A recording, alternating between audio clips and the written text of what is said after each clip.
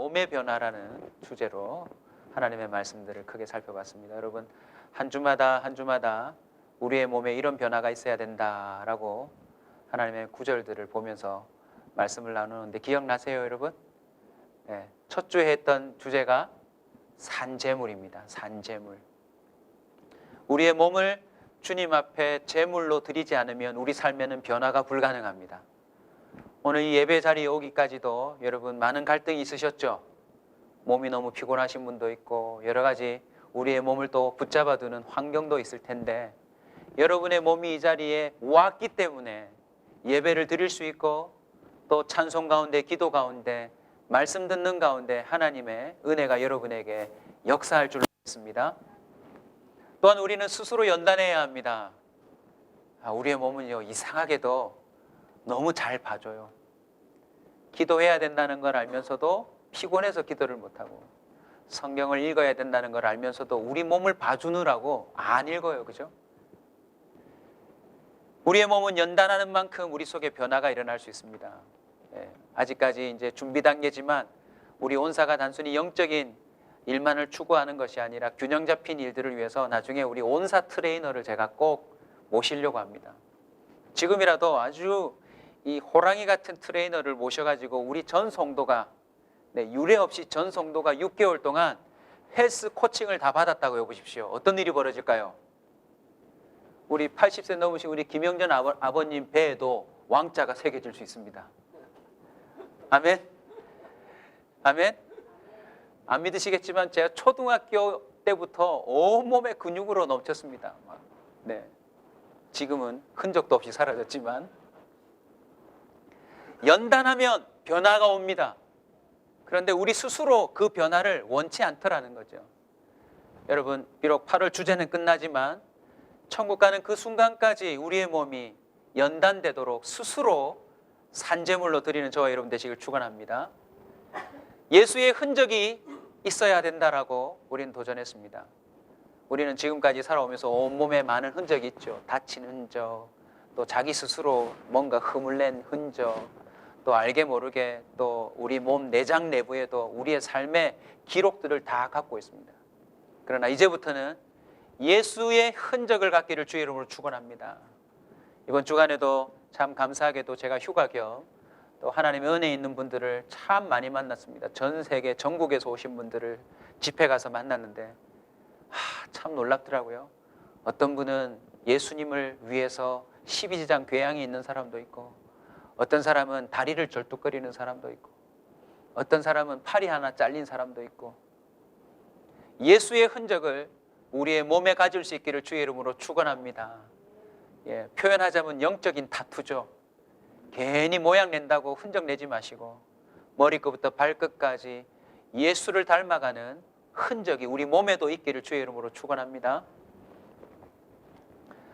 몸찬양 지난주에 말씀드렸습니다. 다윗이 했던 그 몸찬양은 단순히 찬양 시간이 되어서 하는 찬양이 아니라 하나님의 말씀 한 구절 한 토시 하나를 놓치지 않고 붙들 때에 그 현장에 임재하시는 하나님의 경이로움 때문에 체면 차리지 아니하고 뛸 수 있는 몸 찬양이 나왔다. 저 여러분에게도 그 찬양이 있기를 주의 이름으로 축원합니다. 조금 전에도 우리 리더가 앞에서 찬송을 했지만 여전히 어려울 겁니다. 괜히 서서 찬양하는 게 좀 멋쩍지 않으세요, 여러분?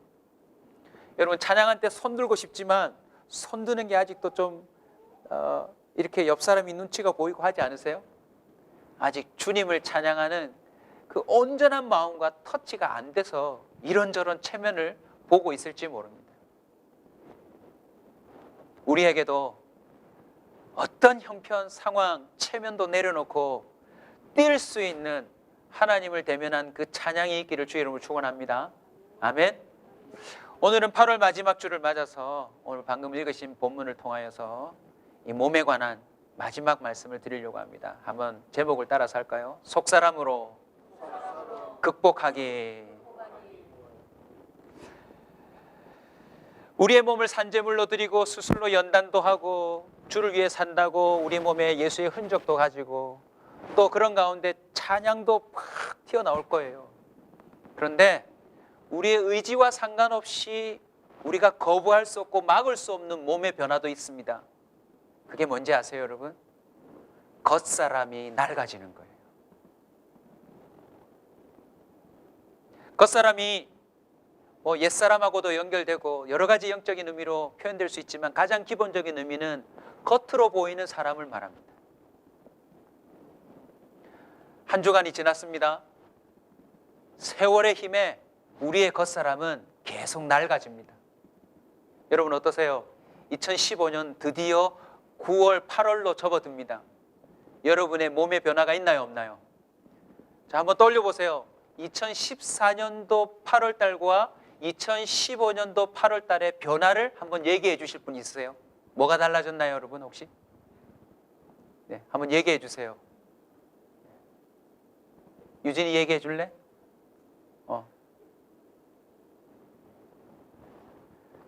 어떤 분들은 예전만 못하게 근육이 확 줄어드신 분이 있으실 거예요. 여자분들에게 주로 나타나는 증상인데요, 일기예보가 정확해집니다. 이상하게 찌부둥하고 팔다리가 쑤신데 그때 비가 와요. 꼭. 그뿐입니까? 거울 앞에 설 때마다 우리 몸의 변화 첫 시간에도 했던 것처럼 거울 앞에 설 때마다 자신의 달라지는 모습을 발견하게 될 것입니다. 이제는 밤새워 공부하는 게 쉽지 않고 철야기도 하는 게 쉽지 않고 금식도 잘 안 되고 오랫동안 서서 일하는 것도 힘들고 모든 면에서 겉사람이 낡아지는 것을 경험하고 있을 것입니다. 그런데요, 겉사람이 낡아지면 나타나는 증상이 있는데 오늘 본문에 보시면 낙심한대요. 낙심. 자, 요즘 자신의 겉모습에 낙심하시는 분들 한번 큰 소리로 하면 안 되겠네요. 예, 더 낙심되겠네. 다 저를 보고 계시니까 눈만 한 3번 깜빡이 해주세요.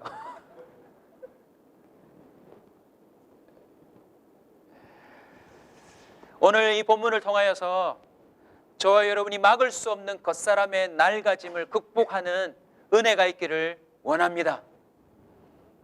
자, 여러분, 겉사람의 낡아짐을 또 그로 인한 낙심을 어떻게 극복할 수 있을까요? 그 첫 번째는 속사람이 강건해지는 거예요.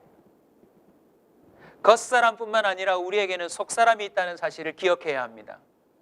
속사람이 강건해지는 그 첫 번째 증상을 보니 한번 따라서 합시다. 나는 질그릇이다.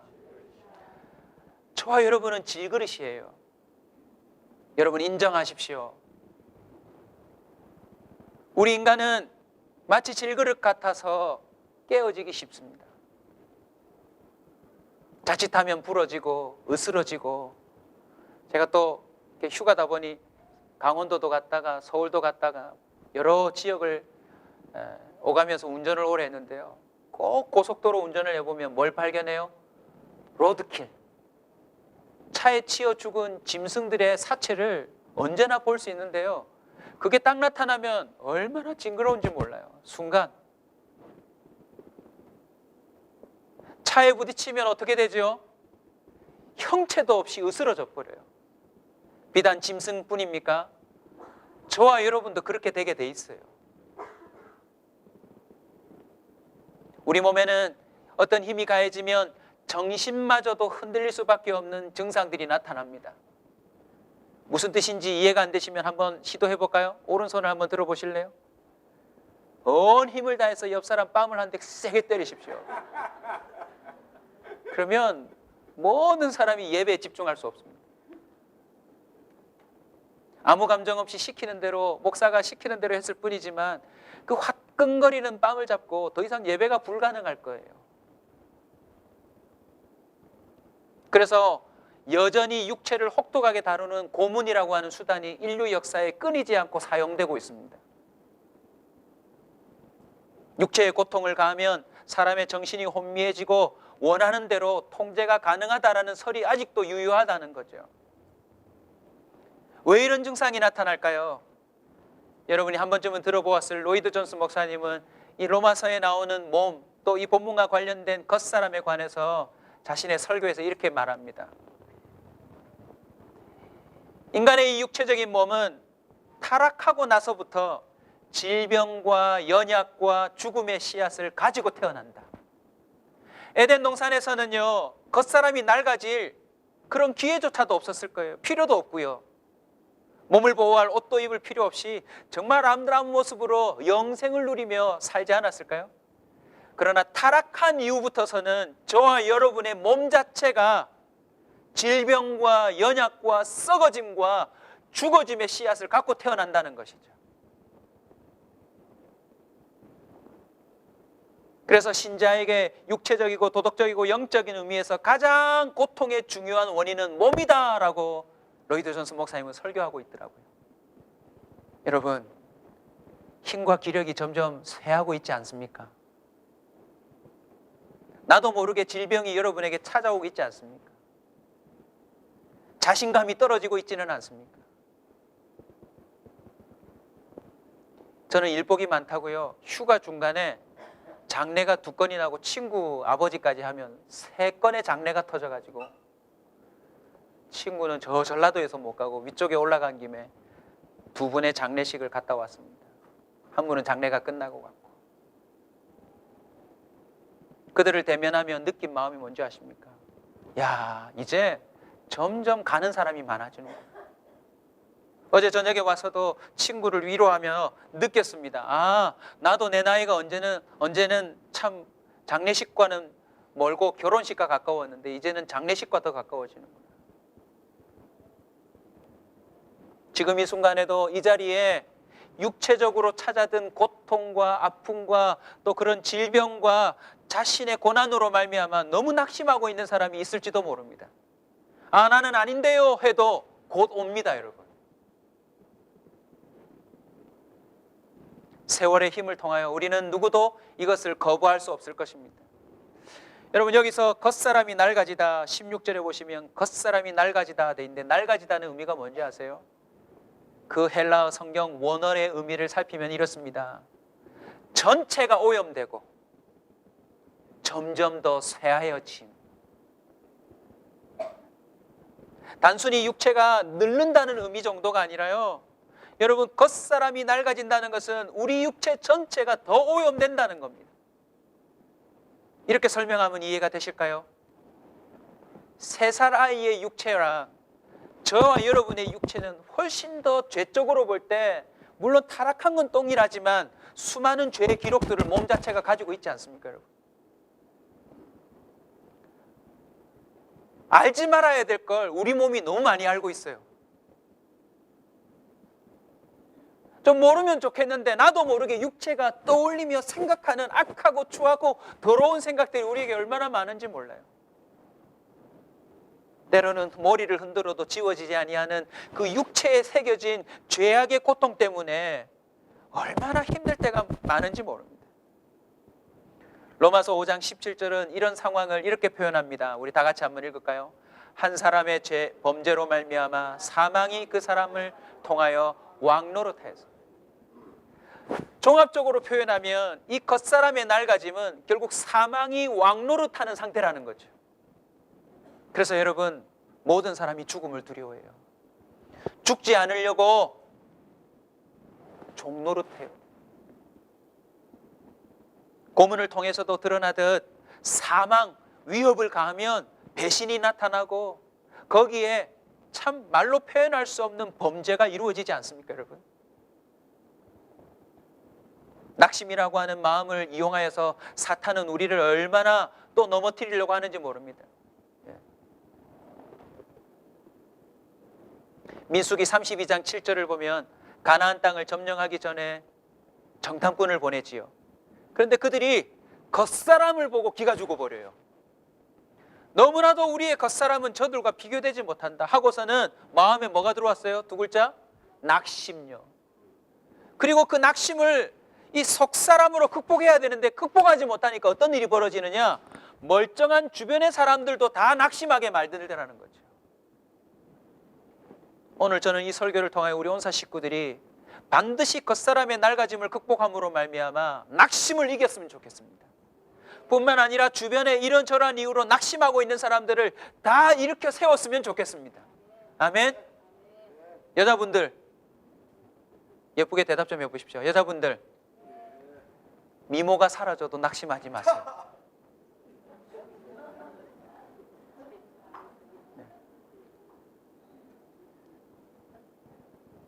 주름이 어떻고 뭐가 어떻고 뭐가 어떻고 하면서 그 낙심을 주변 사람들에게 전염시키지 마세요. 남자분들, 왕년에 내가 이랬다는 말 이제 다 내려놓으세요.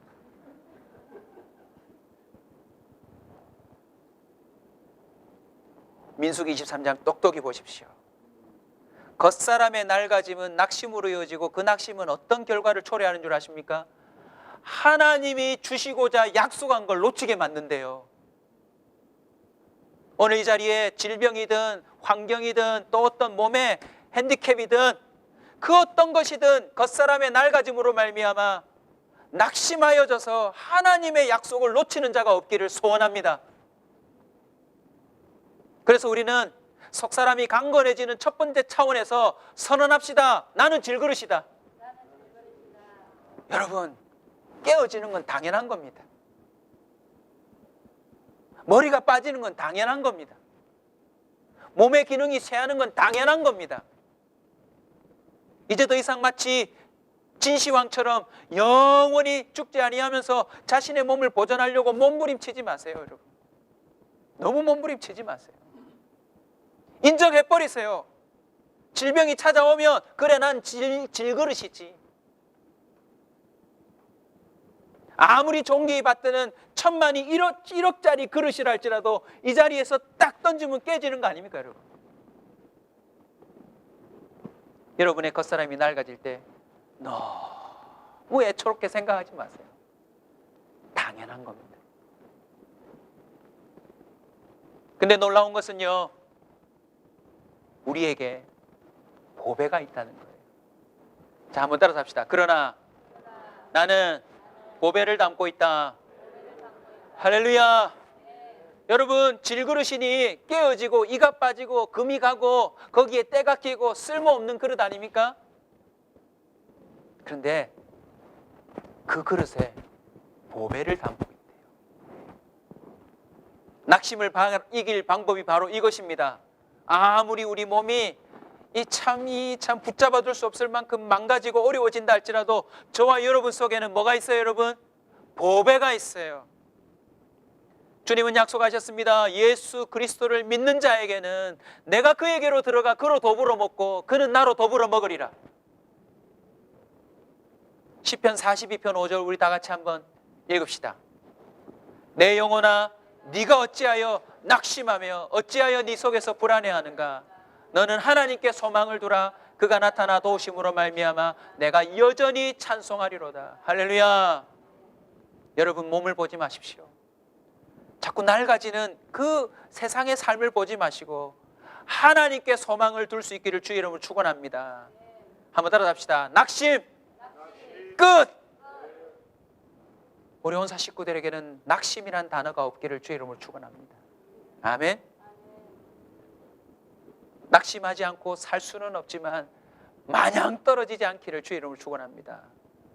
보배를 담았다는 것은 예수 그리스도를 믿은 자에게 예수 그리스도께서 함께 하신다는 뜻인데, 풀어보면 이렇습니다. 이 두 가지를 꼭 기억하십시오. 보배를 담고 있다는 것의 의미, 첫 번째는 내게 의가 새겨졌다는 뜻입니다. 의. 한자 속에 보면 참 성경적인 의미가 많이 담겨져 있다고 하죠. 한학자들이 그러는데 이 의라고 하는 한자도 유심히 보실래요? 글자의 구성을 보면 어떻게 돼 있죠? 맨 머리 위에 뭐가 있나요? 네, 이해합니다. 한자를 잘 모르시죠? 네, 옛날엔 알았는데 겉사람이 낡아져도 괜찮아요.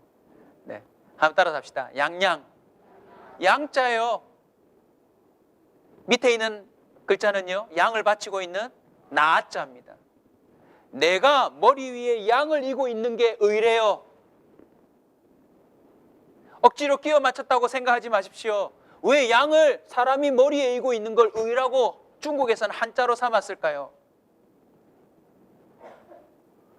구약적인 의미로 치자면 어린 양을 제사로 드리는 자를 하나님이 의로 여겨주신다 하셨고, 신약적인 의미로 하면 오직 유일한 흠없는 양이신 예수 그리스도를 자신의 머리로 삼고 살아가는 그 사람, 나는 누구든지 간에 의로 여겨주신다는 의미 아니겠습니까, 여러분? 제가 사실 오늘 좀 연출을 하려고 그랬어요. 접시도 좀 갖고 오고 좀 뭔가를 챙겨오려고 그랬는데 개척교회니까 양해해 주세요. 나중에 좀 스태프들이 있고 하면 저희들이 멋지게 준비할게요. 제가 질그릇이라고 칩시다. 아닙니다. 질그릇입니다. 휴가 기간을 맞아서 모처럼 생각을 좀 깊이 할 수 있는 여유가 생겼습니다. 개척을 하고 또 목사로 살아오며 제 인생을 뒤돌아보니까 너무 부끄러운 게 많아요. 육체적인 어떤 낡아짐은 둘째하고서라도 내 인생 자체에 숨길 수 없는 흠들이 너무 많은 거 있죠. 초등학교 때보다 중학교 때보다 대학교 때보다 목사로 살고 있는 지금 내 이 육체에 더 많은 흠들이 있다는 것을 발견할 수 있었어요. 근데 놀랍게도 제 가슴에는 의라고 하는 종이가 하나 붙여 있는 거 있죠. 우리 로마서 3장 23절을 다 같이 한번 읽도록 합시다. 그리스도 예수 안에 있는 속량으로 말미암아 하나님의 은혜로 값없이 의롭다 하심을 얻은 자 되었느니라. 무슨 뜻입니까, 여러분? 우리는 아무리 육체적인 흔적들을 찾아볼 때에 죄밖에 없어요.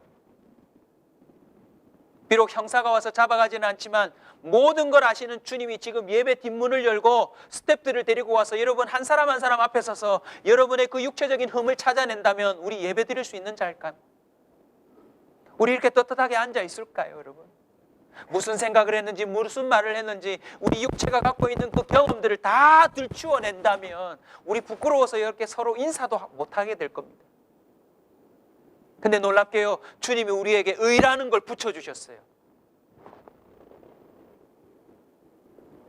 그로 인하여 우리는 어떻게 됩니까? 정죄함이 사라져 버렸어요. 이를 비유하면 마치 이렇습니다. 접시를 깨뜨렸죠. 어떤 값진 그릇도 깨진단 말이죠. 근데 그 깨진 그릇을 조각을 여기 하나 몇 개 갖다 놓고 다 붙이지도 못하고 그냥 쓰지도 못하는 조각 하나를 얹어놨을 뿐이에요. 근데 저 밑에다가 의라고 하는 종이를 딱 붙여놓은 거 있죠. 말씀을 준비하다가 이런 이미지가 떠올랐습니다. 어떤 의미인지 아세요, 여러분? 저와 여러분은 마치 허물어져가는 집과 같아요. 나름 번듯한 집처럼 보였지만 잠시 내리는 비에도 우리 집에 주추가 되는 흙들이 떠내려 나가고 나름 영광으로 생각했던 이러저러한 자격들도 기와장 떨어지듯이 한 장 한 장 떨어지면서 속에 감추고 살았던 세간살이들이 다 드러나는 거 있죠. 숨길 수 없을 정도로. 그래서 이제는 끝났나 보다 낙심하는 그때에 누가 찾아오신 거예요, 여러분? 왕이 그 집을 찾아와서 그 허물어져가는 집안에 사는 것과 같다라는 것입니다. 그리고는 이렇게 말하는 거예요. 난 이 집이 좋다. 그 전까지는 동네 사람들이 말했습니다. 집도 번듯하고 나름 괜찮다고 하더니 저 망가지는 것 좀 보소. 근데 왕이 그 집에 들어와서 사는 순간 어떤 일이 벌어집니까? 동네방네 모든 사람들이 우리 집 앞을 지나가면서 우리 집을 이렇게 기웃거리며 까치발을 들고 보는 거예요. 저 집안에 왕이 있다면서. 여러분, 의가 무엇입니까? 우리는 보기만 해도 흠이 발견될 존재인데 하나님이 임하셔서 죄가 없다라고 선언하시고 우리 안에 머물러 사시는 놀라운 사실인 줄 믿으시길 주 이름으로 축원합니다. 사실 이렇게 제가 열을 내며 설교를 해도 잘 안 느껴지실 거예요. 그러나 이제 곧 알게 되실 겁니다. 딱 깨놓고 말하면 이 조그만 개척교회 안에서도 조금 서로 사귀어보면 의가 먼저 발견될까요? 흠이 발견될까요? 옆 사람에게 한번 인사하겠습니다. 솔직하게 인사하세요.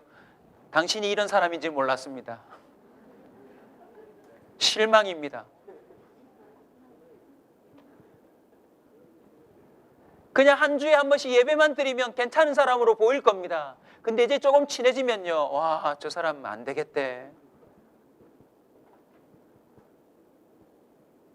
겉은 멀쩡한데 저 사람 진짜 나쁜 사람이래.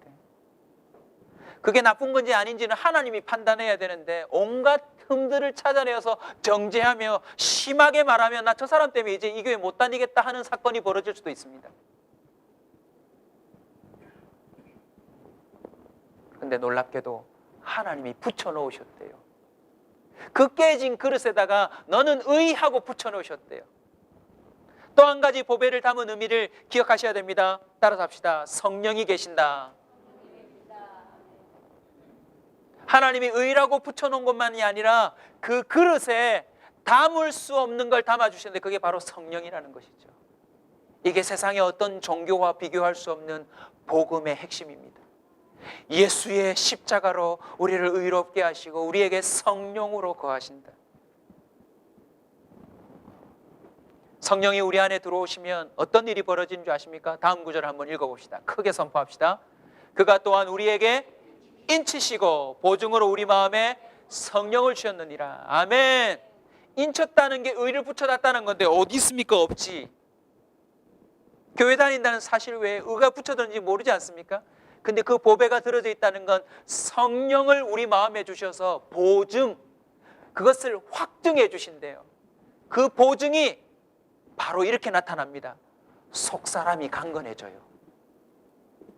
다음 구절 한번 다 같이 읽읍시다. 그 보증은 이렇게 나타납니다. 우리가 세상의 영을 받지 아니하고 오직 하나님께로부터 온 영을 받았으니 이는 우리로 하여금 하나님께서 우리에게 은혜로 주신 것들을 뭐하게 하려 함이라? 알게 하려 함이라. 따라서 합시다. 알게 된다. 겉사람은 점점 낡아져서 우리 모두 다 우울해질 겁니다.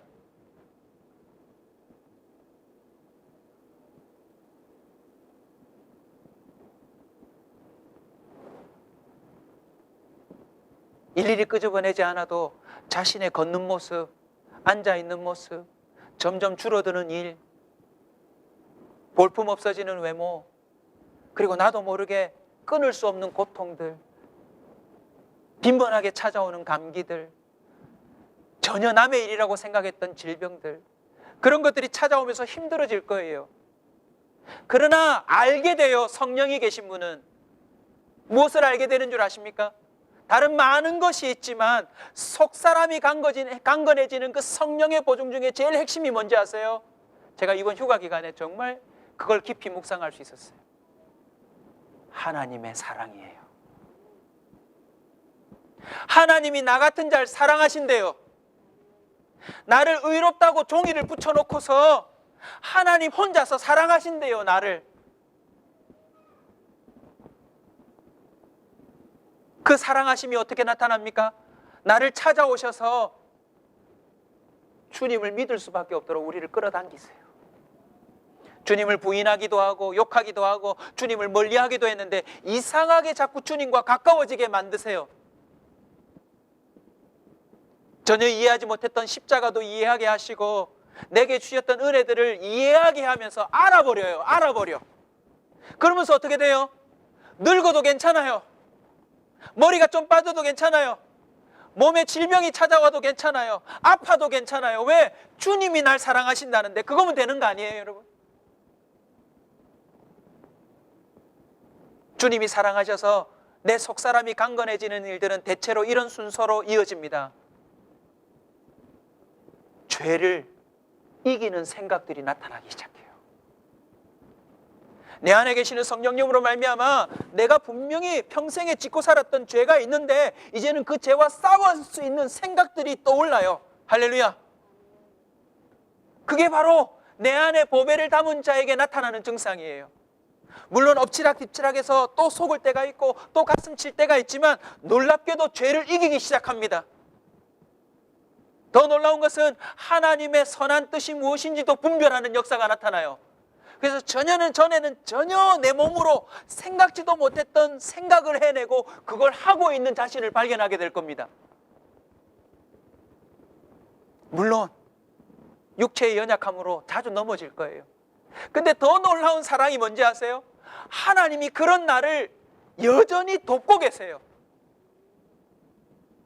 나의 모든 약함을 알면서도 여전히 나를 도와요. 다리가 없으면 그 다리가 되는 사람을 붙여주시고, 말이 어눌해져 버렸으면 말을 잘하는 사람을 붙여주시고, 끝까지 나를 포기하지 않고 도우시는 하나님의 도우심을 발견하게 되더라는 거죠. 좀 더 발전하면 이런 속사람의 강건함에 나타납니다. 여러분이 예전에는 할 수 없었던 일들을 함과 동시에 그 열매를 맛보게 돼요. 성령의 도우심으로 그냥 어떤 사람에게 내 입술로 이 어눌하고 그다지 지혜롭지 못한 입술이고 늘 다른 사람 비난하고 욕했던 입술이지만 성령의 도우심으로 한마디 내뱉었는데 그 사람이 살아나는 걸 경험하게 될 거예요. 그리고 그 사람이 이렇게 말하네요. 당신이 나에게 그런 말을 해줘서 내가 이렇게 회복되고 살아났습니다. 낡아지면 낡아져서 주변 사람들에게 민폐를 끼쳐야 될 나를 통해서 세상에 다른 사람이 힘을 얻는데요. 그로 인하여서 우리가 누리지 못하는 영화를 누리게 되는 것입니다. 잠언 24장 16절은 이렇게 말합니다. 대저 의인은 7번 넘어질지라도 다시 일어나려니와 악인은 죄악으로 말미암아 엎드러지느니라. 이게 바로 속사람이 강건해지는 의와 성령이 있는 사람의 특징입니다. 집안이 망할 수도 있고 돈을 잃어버릴 수도 있고 건강을 잃어버릴 수도 있고 예전에 폼 나는 거 다 잃어버릴 수 있지만 하나님의 의와 성령이 임한 사람에게는 넘어져도 또 일어납니다. 할렐루야. 그리고 그걸 반복하는 가운데 깨닫습니다. 괜찮다고요. 넘어지는 게 두렵지 않습니다. 사라지는 게 두렵지 않습니다.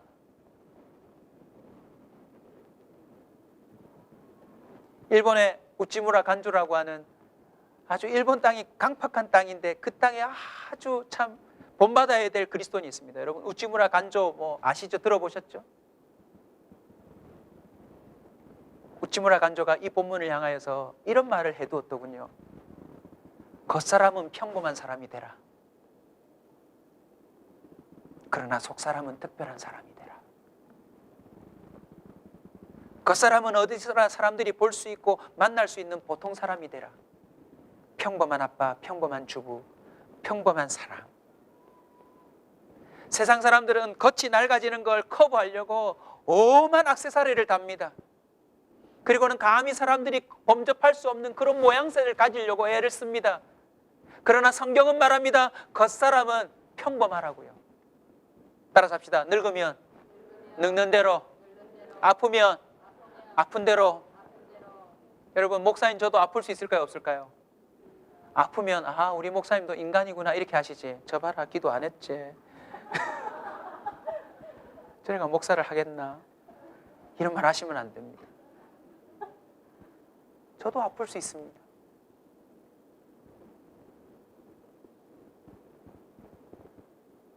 목사님 어쩌다가 이렇게 됐어요? 이런 말 하지 마세요.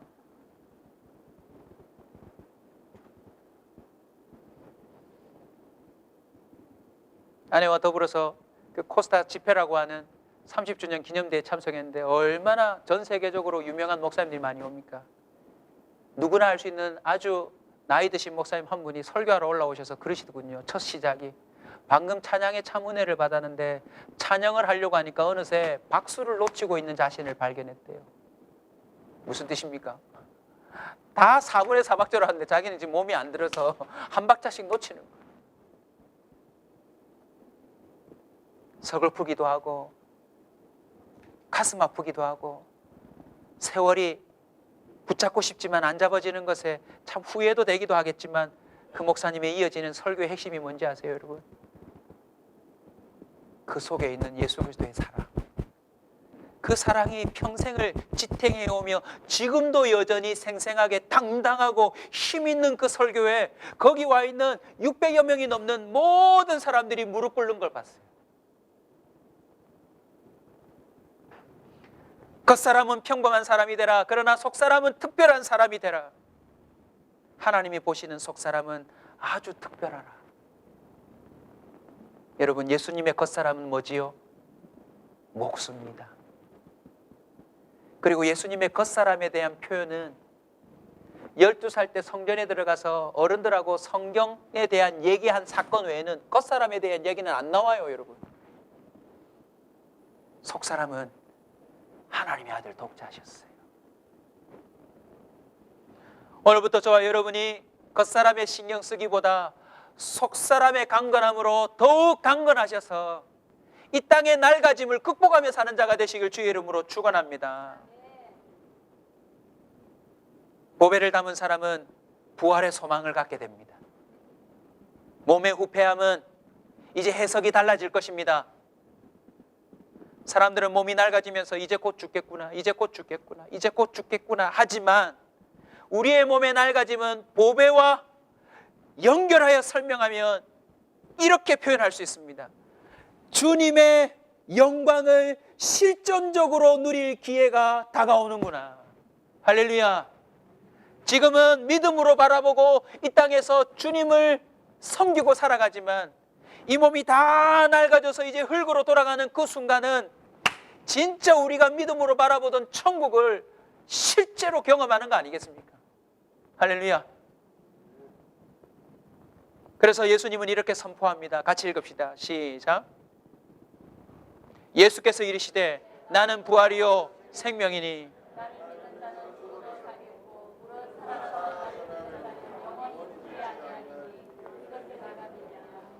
아멘. 사람들은 겉사람이 낡아짐으로 인해서 그것을 지연하거나 늦추거나 못 느끼게 하려고 인위적인 진통제들을 얼마나 많이 만들어내는지 모릅니다. 보험을 들어놓았다. 그리고 또 다른 우상 숭배를 하면서 윤회한다. 다시 태어날 거다. 어떻게 된다. 철학적이고 사색적인 마음으로 달래기도 해보지만 그것은 다 헛된 진통제에 불과합니다. 그러나 복음은 실제로 우리를 영원히 살리는 하나님의 치료제인 줄 믿으시길 주의 이름으로 축원합니다. 여러분, 겉사람이 낡아지면 낡아질수록 이렇게 선언하십시오. 이제 곧 주님이 영원토록 입혀주실 새 몸을 입겠구나. 할렐루야. 기대되지 않으세요? 여러분의 진짜 모습이. 그래서 예수 그리스도의 의와 성령을 지닌 자는 속사람이 강건해짐을 통해 이제 어디까지 갑니까? 부활의 소망을 가져서 이렇게 변합니다. 죽어도 괜찮다. 오히려 죽음이 기대된다. 그래서 실제로 바울은요, 참 주님을 핍박했던 사람인데 주님과 깊어지면서 서신서에 이렇게 고백합니다. 나 빨리 죽었으면 좋겠다. 빨리 이 육신의 장막을 벗어나서 하나님의 나라에 갔으면 좋겠다. 왜요? 이걸로 살아봐야 고통만이 더 늘어나는 거 느껴지니까. 그럼에도 불구하고 육신에 남아있겠대요. 속사람이 강건해지면 마지막 나는 질그릇이다. 나는 그러나 나는 보배를 가졌다. 나는 부활의 소망이 있다. 다음에 마지막 결론이 뭔지 아세요? 좀 오해의 소지가 있는 단어이지만 설교를 다 들으셨으니까 담대하게 따라서 합시다. 투신. 따라서 합시다. 투신. 투신. 하나님의 복음을 모르는 사람은 진짜 투신 자살해요. 왜? 이거밖에 던질 방법이 없으니까. 그러나 진정으로 속사람이 강건해진 사람은 천국에 빨리 갈 수도 있지만 이제 이 늙어가는 몸속에 남아서 자신의 몸을 던집니다. 뭘 위해서요? 주의 나라와 영광을 위해서. 여러분 꼭 기억하십시오. 20대 30대 철이라도 씹어먹고 불이라도 견딜 수 있는 몸일 때 하나님이 하실 수 있는 일보다 가만한 자, 아무것도 할 수 없는 백발의 노인에게 더 큰 일을 할 수 있는 분이 주님이심을 믿으시기 바랍니다. 그래서 여러분 낙심하지 마십시오. 내가 뭘 하겠노? 이런 말 절대 하지 마십시오. 디모데후서 4장에 보면 전제와 같이 내가 벌써 부어지고 나의 떠날 시각이 가까웠도다. 나는 선한 싸움을 싸우고 나의 달려갈 길을 마치고 믿음을 지켰으니 이제 우러러 나를 위하여 의의 면류관이 준비되었은즉 곧 의로우신 재판장이 그날에 내게 주실 것이며 내게뿐만 아니라 이 모든 것을 사모하는 자에게 동일하게 준다 하셨습니다. 저와 여러분 언제 죽을지 모릅니다. 그러나 보배를 지닌 자로서 이 몸이 있을 때 그 몸을 죽게 던질 수 있는 자가 되시길 주의 이름으로 축원합니다. 말씀을 마무리하면서 몇 사람을 소개하려고 합니다. 첫 번째 사람을 사진 한번 보여주실래요, 여러분? 여러분 두 사람 어떻게 보입니까? 남자 잘생겼나요? 여자 이쁜가요? 네. 관심 없습니까? 젊었을 때는 이 사람 어땠을 것 같습니까? 저 남자분은 영국 에드워드 8세입니다. 윈저공으로 알려져 있는 사람인데요. 엘리자베스의 아빠가 이 사람 대신 왕이 되었죠. 지금 이 사람은 영국의 왕이 되고 1년 있다가 그 모든 왕의 자리를 다 내려놓았어요. 그리고는 지금의 엘리자베스 여왕의 아버지가 대신 왕이 되었거든요. 왜 이걸 버린 줄 아세요? 옆에 있는 여자랑 결혼한다고요. 옆에 있는 여자는 미국 사람이에요. 영국 사람도 아니고. 그리고 2번이나 이혼한 여자래요. 영국 왕실에 저 왕이 왕으로 등극해놓고서는 저 여자에게 사랑에 빠져버리고 말았어요. 그리고 그 모든 방법을 동원해서 이 여자랑 결혼하려고 애써 보니까 왕실 법도로는 안 된대요. 이 여자랑 같이 결혼해서 사는 방법은 뭐밖에 없어요? 왕을 버리는 것밖에 없대요. 그래서 과감하게 왕을 버리고, 뭐 우리나라 일이 아니라고 별로 이게 느낌이 안 오겠지만, 제가 기사를 좀 이렇게 조사해보고 이 자료를 보니까 이 에드워드 8세가 실제 영국 국민 대상으로, 전체 대상으로 라디오 방송을 했대요. 내가 왕의 자리를 내려놓고 이렇게 되었다. 오직 이 사람을 옆에서 지원하는 사람은 처치 수상밖에 없었대요.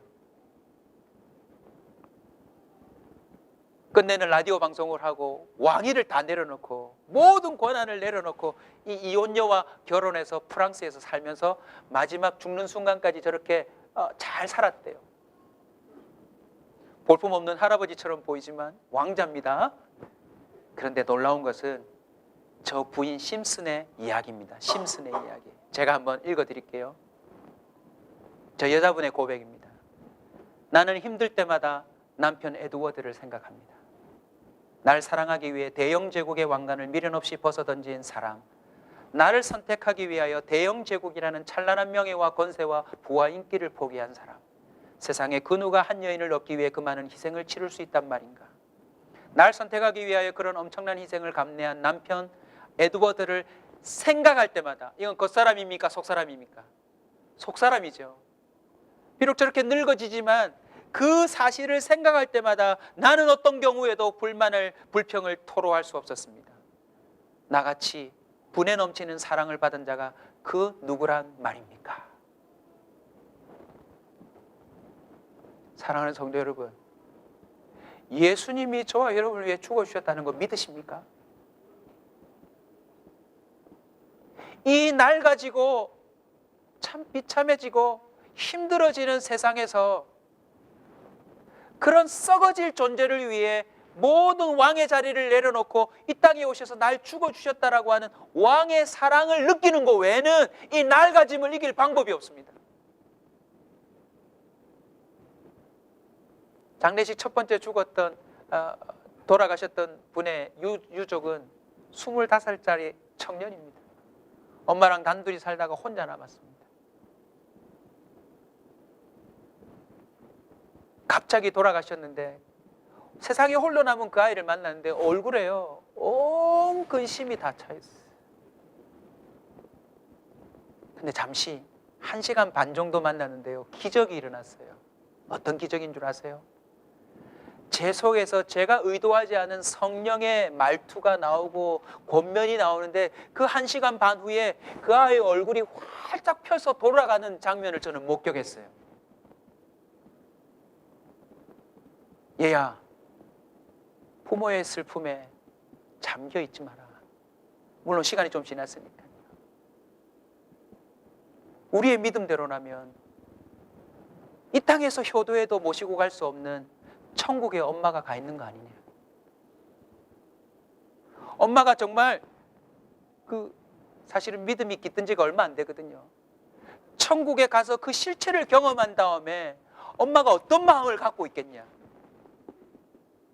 혹이라도 밑을 내려다볼 수 있다면 엄마를 잃은 자녀의 그 슬픔을 보면서 엄마가 위에서 그렇게 그냥 내 자녀가 나를 두고 슬퍼하는구나 이러고만 있겠냐. 승혁아, 아들아, 슬퍼하지 마. 나 너무 행복해. 우리가 믿는 믿음이 참이었어. 우리가 믿는 믿음의 그 내용들을 풀어서 조금 설명해 주었을 뿐인데요, 정말 신기하게도 그 눈빛에서 슬픔이 사라지는 걸 봤어요.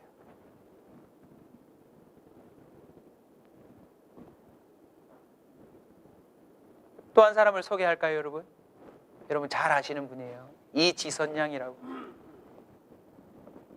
2000년 7월에 대학교에서 공부하고 돌아오다가 음주운전자의 차에 부딪혀서 차가 불이 붙고, 오빠는 나왔지만 자신은 나오지 못하고 전신 55%가 불에 타버렸어요. 그래서 이렇게 정상적인 얼굴이 낡아서 저렇게 돼버렸어요. 9년 동안 화상 환자 아시잖아요. 40번 이상을 수술했대요. 그리고 엄지손가락 남겨두고 모든 8손가락은 한마디씩 다 잘라냈대요. 그런데 SBS 힐링 캠프에 나와서도 얘기를 했지만 그 손가락이 잘린 다음에 이렇게 고백했더라고요. 매일매일 감사할 걸 찾았대요. 매일매일 감사할 걸 찾았대요.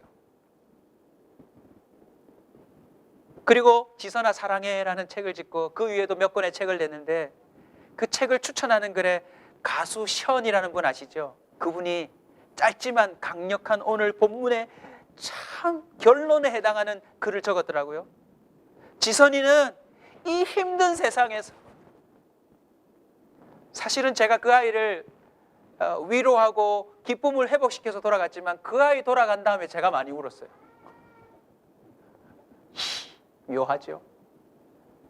혼자서 이 세상을 살아갈 걸 생각하니까 마음이 너무 아픈 거예요. 이 힘든 세상에서 천국을 살아가고 있습니다. 지선이는 이 책을 통해 그 마음속 천국을 나에게 선물로 주었습니다. 저와 여러분의 사명이 뭔지 아십니까? 낡아짐 속에 어떤 소망도 없는 자들에게 이미 우리가 받은 보배를 경험하고 그 천국을 다른 사람들한테 선물해 주어야 합니다. 아멘. 온몸이 으스러지고 손발이 잘려나가고 한탄하며 낙심하며 끝이 날 수 있지 않습니까? 동생의 이런 모습에 먼저 살아난 오빠는 그때 너를 꺼내지 말았어야 되는데 하는 후회를 가졌대요. 차라리 죽게 내버려 둘 걸. 그런데 오늘날 와서는 정말 잘 꺼냈다라고 고백하는 걸 그 방송에서 말하는 걸 들었습니다. 우리 이지선 양이 사고 1년 후에 어쩌면 가장 극심한 육체적인 고통에 있을 때인데 그때 지은 시가 하나 있더라고요. 제가 한번 읽어드리겠습니다. 반주 좀 해주세요. 작아서 안 보이실 텐데 제가 읽어드리겠습니다.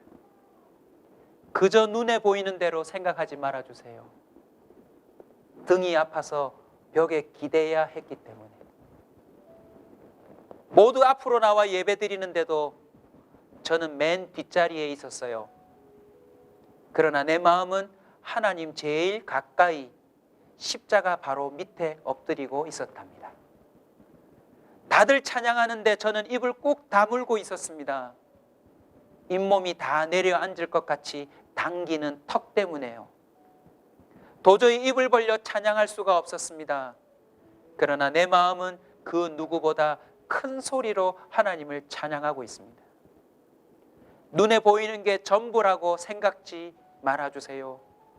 너무나 못난 얼굴을 갖게 되었지만 예전처럼 예쁘게 화장도 못하지만 이 마음은 그 누구보다 예쁜 것을 좋아하는 24살 여자입니다. 그저 눈에 보이는 대로 쯔쯔쯔 혀를 차며 불쌍하다 하지 말아주세요. 누가 봐도 세상에서 제일 불쌍하고 불행할 것 같은 모습이지만 그 누구보다 마음이 행복한 천국에 살고 있는 사람입니다. 우리의 메모가 아닌 마음의 중심을 보신다는 하나님, 나의 하나님. 나는 그래서 하나님이 더 좋아요. 내 부족한 외모가 아닌 내 마음을 보시는 하나님. 나는 그래서 하나님이 참 좋아요. 속사람이 강건해지시길 주의 이름으로 축원합니다. 낡아지는 우리의 삶의 형편, 육신적인 어려움, 고통, 그 어떤 것이 우리 인생 가운데 찾아와도 속사람의 강건해짐으로 그걸 극복할 수 있습니다. 우리 온사 식구들 이 땅 가운데 그 속사람의 강함을 자랑하며 수많은 사람들에게 천국이 실제함을 맛보여 줄 수 있는 진정으로 그 중심이 강한 온전한 사람이 되시길 주의 이름으로 축원합니다. 통성으로 한번 기도할까요?